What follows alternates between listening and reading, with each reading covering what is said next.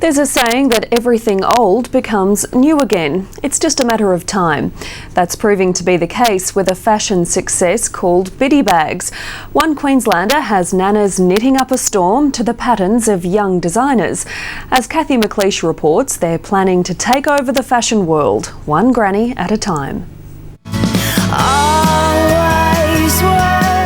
ARIA Award winner Sarah Blasko has a big range.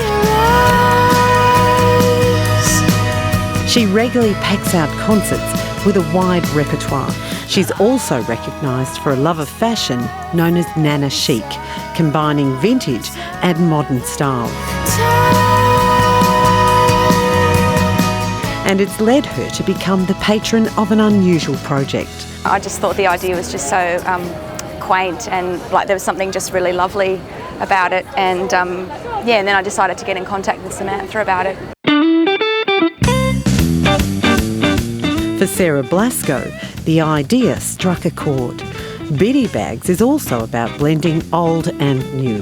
The company produces handbags created through a collaboration across generations. You'd only want the crochet to be simple anyway. You've got to look at things that don't look as though they're machine produced. They're the product of young designers combined with the skills of older craftswomen. Well, I just thought it was wonderful, just the idea of like a modern kind of using the crocheting and everything, but kind of like a design that was sort of old-fashioned in a sense. I mean, I like things that are very quaint, and I always shop at op shops, and the idea that the material was like material that was gained from op shops, and then that all of the crocheting was done by these elderly ladies. She's been working with me on just some idea concepts around a signature Sarah Blasko Biddy bag, so that should be out sometime this year. Well, we are planning to take over the world one nana at a time, so there's that. Biddy Bags is the brainchild of youth worker Samantha Jockle, who came up with the idea when she moved to a beachside suburb north of Brisbane with a high population of retired folk. Almost 1 in 5 Redcliffe residents are over the age of 65. Another thing the area had plenty of was handmade crocheted goods that sold for a song at markets and cake stalls. I said, wouldn't it be cool if, we worked with some of these ladies, with some young people, and started making some stuff that was really good, and they could get paid really well for it. And a few people went, yeah, that is a really good idea. As we say, when you're doing this sort of work, everybody does it slightly different. And that's where the biddies were only too happy to come on board. For every Biddy bag product sold, the local ladies earn around 50% of the profit. It's nice to see that somebody is actually making use of a very nice old craft for a start, and actually elevating it to a craft that you can actually get paid for, which a lot of people don't seem to value.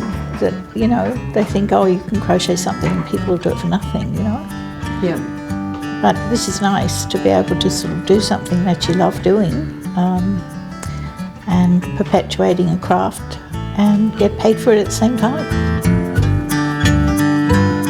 Living on the pension, I couldn't imagine how difficult that is. I mean, my husband is a school teacher, and we struggle to live just on a teacher wage, and the pension is less than that. There's not really much out there for them to work and earn extra money if they needed to. Their options are so limited. So even an extra $25 or $50 a week, I mean, if their rent has gone up $25 or $50, that can make a massive difference. And they've hit the right note in the marketplace too.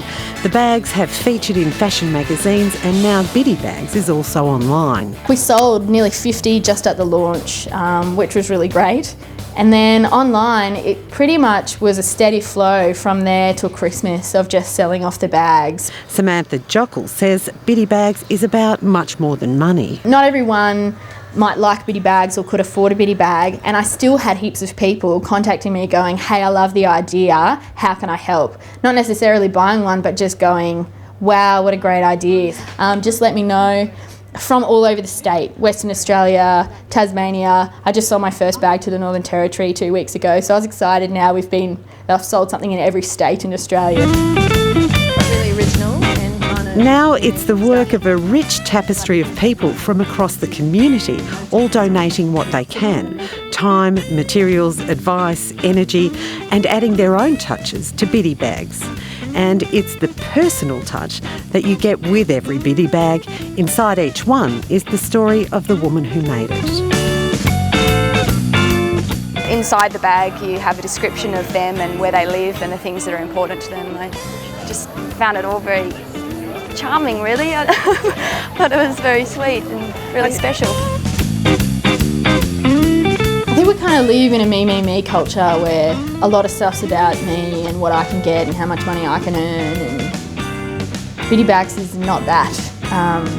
It's about people, it's about valuing people, and it creates products that are actually really good. It doesn't take quite so it doesn't take quite as long to do this. Kathy McLeish reporting. 3 weeks